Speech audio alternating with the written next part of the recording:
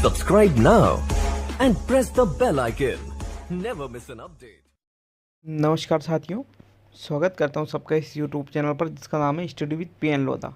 मित्रों, video skip करने से पहले थोड़ी ज़रूरी जानकारी सुन लीजिएगा।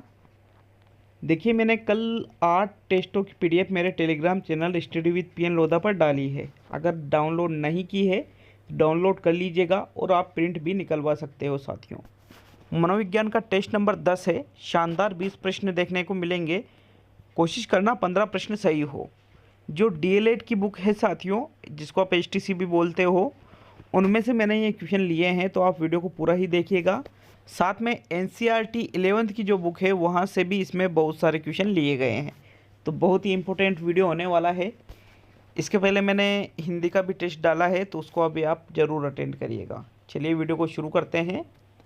पहला क्वेश्चन आपके है, किसी व्यक्ति द्वारा अपने स्वयं को दूसरे व्यक्तियों के साथ संबद्ध करने और उनकी विशेषताओं या दृष्टिकोण को स्वीकार करने की प्रक्रिया कहलाती है। तादात्म्य, उद्भवन, परिकल्पना और प्रदीप्ति।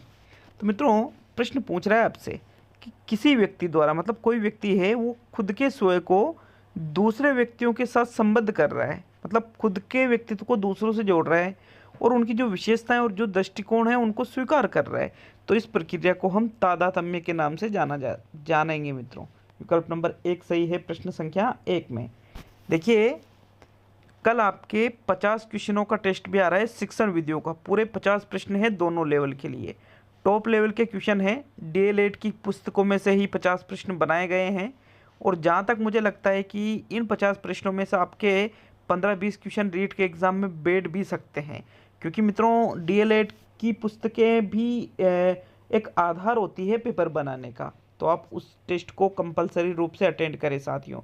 सीटेट का जो कल का पेपर था, उसका लेवल 1 का जो साइकोलॉजी का पेपर है, उसको मैं आज आपको सोल्व कराने वाला हूँ, और कल आपका लेवल 2 का पेपर सोल्व करवाऊँगा साथियों, अच्छी तरह से विश्लेषित करके। ठीक है, प्रश्न नंबर 2 पे आते हैं। संज्ञानात्मक विकास का अर्थ किससे लिया जाएगा? अभियोग्यता का विकास, बच्चों का विकास, शारीरिक कौशल का विकास और व्यक्तिगत विकास। तो देखिए, कई प्रकार के विकास के क्षेत्र होते हैं, जैसे शारीरिक विकास हुआ, संवेगात्मक विकास हुआ, संज्ञानात्मक विकास हुआ, गामक कौशल से संबंधित विकास हुआ, अन्य भी चीज़ें होती हैं, नैतिक है, सामाजिक है। अब यहाँ आपके संज्ञानात्मक विकास पूछा है, तो इसका अर्थ होता है अभियोग्यता का विकास, कि बालक की जो योग्यता है उसका कितना विकास हुआ है, उसको भी हम संज्ञानात्मक विकास के अंतर्गत ही सम्मिलित करेंगे। विकल्प नंबर 1 सही है साथियों दूसरे क्वेश्चन में। नेक्स्ट प्रश्न नंबर 3। औपचारिक तार्किक नियमों का अनुसरण किया जाता है आगमनात्मक तर्कनामे, निगमनात्मक तर्कनामे, काल्पनिक तर्कनामे और उपयुक्त सभी में। तो मित्रों, औपचारिक तार्किक नियम मतलब जो नियम दे रखे हैं उनका अनुसरण, तो अनुसरण किया जाता है निगमनात्मक में, और खुद की तरफ से नियम ऐड किए जाते हैं आगमनात्मक में। तो तीसरे क्वेश्चन में दूसरा विकल्प सही है साथियों, ये भी सभी के क्लियर होगा। नेक्स्ट प्रश्न नंबर 4। निम्न में से कौन सा अधिगम का पहलू नहीं है? संज्ञानात्मक, भावात्मक, क्रियात्मक और आध्यात्मिक। तो मित्रों, अधिगम के पहलुओं में संज्ञान, भावात्मक, क्रियात्मक तीनों ही चीज़ें आती हैं मोस्टली। बाकी जो आध्यात्मिक वाला है ये अधिगम के पहलुओं में नहीं आता है साथियों। विकल्प नंबर 4 सही है प्रश्न संख्या 4 में। नेक्स्ट प्रश्न नंबर 5। देखिए, 5वां क्वेश्चन है, किसी उद्दीपक के पता लगाने की आवश्यक न्यूनतम सीमा कहलाती है। मतलब जैसे कोई भी उद्दीपक है तो उसका पता लगाया जाता है, तो उसकी जो न्यूनतम सीमा है जो जरूरी होती है पता लगाने के लिए, उसको निरपेक्ष सीमांत कहेंगे, सापेक्ष सीमांत कहेंगे, अनुक्रिया कहेंगे या उद्दीपक कहेंगे। तो साथियों, उस न्यूनतम सीमा को जो उद्दीपक का पता लगाने के लिए जरूरी है उसको हम निरपेक्ष सीमांत कहते हैं। क्या कहते हैं? निरपेक्ष सीमांत। विकल्प नंबर 1 सही है साथियों प्रश्न संख्या 5 में। नेक्स्ट प्रश्न नंबर 6 पे आते हैं। देखिएगा, 6वां क्वेश्चन आपके है, दिवा स्वप्न रचना किसकी है? महात्मा गांधी की, स्वामी विवेकानंद की, गीजूभाई की और जोट होल्ड की। तो साथियों डे ड्रीमिंग जिसको या फैंटेसी भी हम जिसको कहते हैं दिवा स्वप्न, तो ये जो रचना है ये प्रोफेसर गीजूभाई की है। किसकी है? गीजूभाई की। भारत के ही निवासी है साथियों। ये तीसरा विकल्प आपका सही रहेगा प्रश्न संख्या 6 में। ठीक है, नेक्स्ट प्रश्न बढ़ते हैं 7वां क्वेश्चन आपके है, उस अधिगम को क्या कहा जाता है जिसमें प्रत्यक्षण, ज्ञान व विचार की पुनर्व्यवस्था अंतर्निहित होती है? संज्ञानात्मक अधिगम, क्रियात्मक अधिगम, शारीरिक अधिगम और सभी। तो तीनों चीज़ें अलग अलग है, तो फिर सभी बाहर निकल जाएगा यहाँ पर। देखिए उस अधिगम को क्या कहेंगे जिसमें प्रत्यक्षण मतलब किसी चीज़ को आप देखते हो, ज्ञान भी करते हो, विचार की पुनर्व्यवस्था, तो ये सभी चीज़ें संज्ञानात्मक अधिगम के अंतर्गत आ जाती हैं मित्रों। विकल्प नंबर 1 सही माना जाएगा यहाँ पर प्रश्न संख्या 7 में। नेक्स्ट प्रश्न संख्या 8 पे आते हैं। बालक को आनंद प्रदान करने वाली सरल कहानियों द्वारा नैतिक शिक्षा दी जानी चाहिए, यह कथन किसका है? कोलसनिक का, स्ट्रेंग का, ब्रूस का और रूसो का। तो मित्रों कथन पूछा है कि बालक को आनंद प्रदान करने वाली की मतलब जो चीज़ें बालक को आनंद प्रदान करें ऐसी कहानियों द्वारा उनको नैतिक शिक्षा दी जानी चाहिए कि उसमें नैतिकता भी हो और बच्चों के मजा भी आए, आनंद भी उनको मिले। तो उपरोक्त कथन कोलसनिक के द्वारा कहा गया है। किसके द्वारा? कोलसनिक के द्वारा। विकल्प नंबर 1 सही है साथियों 8वें क्वेश्चन में। नेक्स्ट क्वेश्चन नंबर 9, सामाजिक व्यवहार के अंतर्गत बालक किस योग्यता को अर्जित करता है? सामाजिक प्रत्याशा के अनुसार कार्य करना, सामाजिक प्रतिगमन, प्रभुत्वशाली व्यवहार और सामाजिक सहभागिता। तो देखिएगा प्रतिगमन और प्रभुत्वशाली व्यवहार ये दोनों चीज़ें दूसरे और तीसरे विकल्प को गलत कर देती है, क्योंकि सामाजिक व्यवहार के अंतर्गत बालक जो योग्यता अर्जित कर रहा है वो पूछ रहा है। तो साथियों सामाजिक सहभागिता और सामाजिक प्रत्याशा के अनुसार कार्य करना, दोनों में से छांटना है अब आपको। तो देखिएगा योग्यता को अर्जित जो किया जाता है बालक के द्वारा वो है सामाजिक प्रत्याशा के अनुसार कार्य करना। मतलब जो सामाजिक प्रत्याशा समाज के जो लोग आपसे आशा करते हैं उसके अनुसार यदि आप कार्य करते हो तो वो ही सामाजिक व्यवहार के अंतर्गत आ जाएगा साथियों। प्रश्न 9 में पहला विकल्प सही है। नेक्स्ट प्रश्न नंबर 10, बालक किस अवस्था में यह अनुभव करता है कि वह कौन है, वह क्या है और समाज में उसका क्या स्थान है? 3 चीज़ें हैं, शैशवावस्था, बाल्यावस्था, किशोरावस्था, प्रौढ़ावस्था। तो वह कौन है, क्या है, उसका समाज में क्या स्थान है? ऐसी बातें हमारे शैशवावस्था में तो आएगी नहीं, बाल्यावस्था में भी नहीं आएगी, बल्कि ये बातें हमारे मन में आती है मित्रों किशोर अवस्था के अंतर्गत। जब हम किशोर अवस्था में रहते हैं तब ये चीज़ें हमारे मन में कई बार आ जाती है कि भाई वह कौन है, क्या है, वो समाज में क्या उसका स्थान है, जीवन में क्या कर रहा है वो। तो ये सारी चीज़ें किशोर अवस्था में आ जाती है। वो चाहता है कि लोग मेरा सम्मान करें, मेरा भी एक पद हो, लोग मुझे भी एक अलग ही तरीके से जाने। तो साथियों तीसरा विकल्प सही है प्रश्न 10 में। चलिए नेक्स्ट प्रश्न नंबर 11 पे आते हैं मित्रों। साथियों 11वां क्वेश्चन आपके आता है, संवेगात्मक विकास में किस अवस्था में तीव्र परिवर्तन होता है? किशोरावस्था में होता है, बाल्यावस्था में होता है, युवा अवस्था में होता है और शैशवावस्था में होता है। तो यहाँ पर विकास कौन सा? संवेगात्मक। तीव्र परिवर्तन तो सबसे ज़्यादा परिवर्तन होता है शैशवावस्था में। मतलब जब एक व्यक्ति है जब वो शैशवावस्था में रहता है तो शैशवावस्था में वो कभी रोने लग जाता है, कभी हंसने लग जाता है बात बात पर, कभी क्या करता है कभी क्या नहीं करता है। तो साथियों उसके संवेग मतलब स्थिर नहीं होते हैं, अस्थिर होते हैं उसके संवेग, संवेगात्मक रूप से अस्थिरता पाई जाती है। तो ये चीज़ें शैशवावस्था में होती है, मतलब सर्वाधिक संवेगात्मक रूप से तीव्र परिवर्तन शैशवावस्था में होते हैं मित्रों। विकल्प नंबर 4 सही रहेगा आपके 11वें क्वेश्चन में। नेक्स्ट प्रश्न संख्या 12, समाकृति किस अन्य नाम से भी जाना जाता है? जीववाद, अहम केंद्रवाद, विलोपन और स्कीमा। तो साथियों ये क्वेश्चन मैंने आपको पहले भी बताया था कि लेकिन मैंने रिपीट किया, कहीं ऐसा नहीं हो कि भूल जाओ। फिर बाद में कहूँ कि सर ये क्वेश्चन कहाँ से आया था, तो करा चुका हूँ, 2-3 बार आ चुका है ये क्वेश्चन।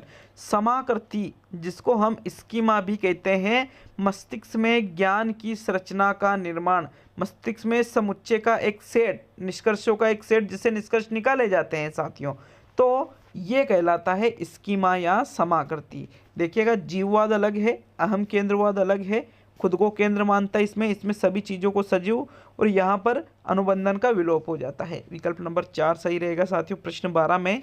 नेक्स्ट प्रश्न नंबर 13, एक शिशु में जन्म के समय संवेग होता है, प्रेम, क्रोध, भय, उत्तेजना। तो जन्म के समय की अगर हम बात करें तो मैंने आपको साइकोलॉजी जब पढ़ाई थी तो मैंने अच्छी तरह से बताया था कि जन्म के समय शिशु में कोई संवेग नहीं होता है, बल्कि उसकी समस्त क्रियाएं उत्तेजना पर आधारित होती है मित्रों। विकल्प नंबर 4 सही है आपका प्रश्न संख्या 13 में। नेक्स्ट प्रश्न संख्या 14, स्वतः पुनः प्राप्ति का संबंध किससे है? अधिगम से है, अनुबंधन से है, अंतर्दृष्टि से है, और इनमें से कोई नहीं। तो साथियों, स्वतः पुनः प्राप्ति हुई, आपके विलोपन हुआ, ये चीज़ें ये आपके अनुबंधन के अंतर्गत आएगी। किसके अंतर्गत आएगी? अनुबंधन के अंतर्गत। सामान्यीकरण है, स्वतः पुनः प्राप्ति है, विलोपन है, ये सारी चीज़ें अनुबंधन में आती है मित्रों। विकल्प नंबर 2 सही है आपका प्रश्न संख्या 14 में। चलिए नेक्स्ट प्रश्न नंबर 15 पे आएंगे मित्रों। विद्यालय समाज का लघु रूप है, यह कथन किसका है? क्रो एंड क्रो का, जॉन ड्यूई का, सैम्पसन का और वॉटसन का। तो साथियों, विद्यालय को समाज का लघु रूप जॉन ड्यूई के द्वारा कहा गया है। जॉन ड्यूई, करके सीखना, याद आया कुछ? बिल्कुल, इनके द्वारा ही ये कहा गया है कि विद्यालय समाज का लघु रूप होता है साथियों। दूसरा विकल्प आपका सही रहेगा प्रश्न संख्या 15 में। नेक्स्ट प्रश्न संख्या 16, व्यक्तिगत दंत कथाएं प्राय की डायरी का भाग होती है। किसकी डायरी का? शिशुओं की डायरी का, बालकों की डायरी का, किशोरों की डायरी का और प्रौढ़ों की डायरी का। देखिए, मैंने आपको एक टेस्ट में बताया था कि व्यक्तिगत दंत कथाएं जैसी विशेषताएं किशोरों में पाई जाती है, जो कि एक प्रकार का अहम केंद्रवाद होता है, ईगोसेंट्रिज्म जिसको हम कहते हैं। तो ये जो व्यक्तिगत दंत कथाएं हैं, ये किशोरों की डायरी का एक भाग होती है साथियों, जिसमें वो खुद को हीरो बनाता है। तीसरा विकल्प सही रहेगा प्रश्न संख्या 16 में। नेक्स्ट प्रश्न संख्या 17, देखना, सिर उठाना, बैठना तथा चलना किस प्रकार के सीखने का उदाहरण है? गामक अधिगम, ज्ञानात्मक अधिगम, संवेदनात्मक अधिगम और सभी। तो बालक इधर उधर देखता है, सिर उठाता है, बैठ रहा है, चल रहा है, ये उसका गत्यात्मक विकास को दर्शाता है, और इस गत्यात्मक विकास को ही गामक अधिगम के नाम से जाना जाता है साथियों। विकल्प नंबर 1 सही रहेगा आपका प्रश्न संख्या 17 में। नेक्स्ट देखते हैं प्रश्न नंबर 18 को। नैतिक विकास का सिद्धांत सर्वप्रथम किसने प्रस्तुत किया? लॉरेंस कोहलबर्ग ने, जीन पियाजे ने, थॉर्नडाइक ने और वॉटसन ने। तो साथियों, इस क्वेश्चन को कई जगह मैंने देखा है, इसलिए मैंने डाल दिया कि भाई आपका कन्फ्यूज़न दूर कर दिया जाए। बहुत से जो लोग हैं नैतिक विकास को देखते ही लॉरेंस कोहलबर्ग सभी ने लगाया था साथियों। शुरू में सभी ने ही लॉरेंस कोहलबर्ग को ही लगाया था, लेकिन इसका राइट आंसर जीन पियाजे है, क्योंकि यहाँ पर पूछा है सर्वप्रथम किसने प्रस्तुत किया। तो साथियों, जीन पियाजे ने अपने जो संज्ञानात्मक विकास का सिद्धांत दिया था उसमें नैतिक विकास के बारे में भी बताया था। अतः यहाँ पर आपका जीन पियाजे वाला विकल्प सही है, क्योंकि सर्वप्रथम पूछा है। और अगर यूँ पूछे नैतिक विकास का सिद्धांत किसने दिया, तो फिर कोहलबर्ग आपका राइट आंसर हो जाएगा यहाँ, लेकिन यहाँ पर तो जीन पियाजे राइट है। प्रश्न 19 पर आते हैं मित्रों। बहुभाषिता भाषा सीखने में बहुत बड़ी बाधा है, भाषाई समृद्धि को खतरे में डालती है, भाषा सीखने में बाधा उत्पन्न करती है और भाषा सीखने में महत्वपूर्ण संसाधन है। तो बहुभाषिता का मतलब होता है कि जैसे कक्षा में आप बच्चों को पढ़ा रहे हो, 50 बच्चे हैं, उनमें से 5 या 10 बच्चे ऐसे हैं जो एक से अधिक भाषाओं का ज्ञान रखते हैं, तो वो होती है बहुभाषिता। तो साथियों ये बहुत बड़ी बाधा नहीं है, समृद्धि को खतरे में नहीं डालती है, बाधा उत्पन्न नहीं करती, बल्कि यह भाषा सीखने में एक महत्वपूर्ण संसाधन है साथियों। क्योंकि अलग अलग भाषाओं का ज्ञान होगा सभी बच्चों को, एक दूसरे के संपर्क में आएंगे तो नई नई भाषा सीखेंगे, नई नई जानकारियाँ उनके अंतर्गत आएगी और वो बहुत ही अच्छी तरह से सभी भाषाओं को सीख सकेंगे साथियों। चौथा विकल्प सही है। प्रश्न 19 में वापस बता दूं, 50 प्रश्न है DL-ED की किताबों से, शिक्षण विधियों के, लेवल 1 के लिए भी, लेवल 2 के लिए भी। कल आ रहा है ये टेस्ट, अटेंड करना नहीं भूले, कंपलसरी है ये सभी के लिए। प्रश्न नंबर 20 है, PDF मेरे टेलीग्राम चैनल पर मिल जाएगी, उसकी आपको study with PN Lodha Telegram channel पर।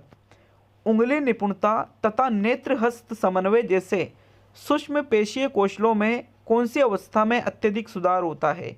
प्रारंभिक शैशवावस्था में, उत्तर बाल्यावस्था में, पूर्व बाल्यावस्था में और किशोर अवस्था में। तो साथियों उंगली निपुणता, नेत्र समन्वय, ये सूक्ष्म पेशीय कौशल है। इनमें सबसे ज़्यादा सुधार पूर्व बाल्यावस्था में माना जाता है। जब बालक 3, 4, 5 वर्ष के आसपास का होता है तो उस समय इनमें सबसे ज़्यादा सुधार होता है। 3, 4, 5 मतलब पूर्व बाल्यावस्था 4, 5 में आ जाएगी। तीसरा विकल्प सही रहेगा आपका प्रश्न 20 में। कैसा लगा कमेंट करके जाए, सही बताना ईमानदारी से। क्या 15 हुए आपसे? अगर हाँ तो भाई साहब तैयारी लाजवाब है आपकी।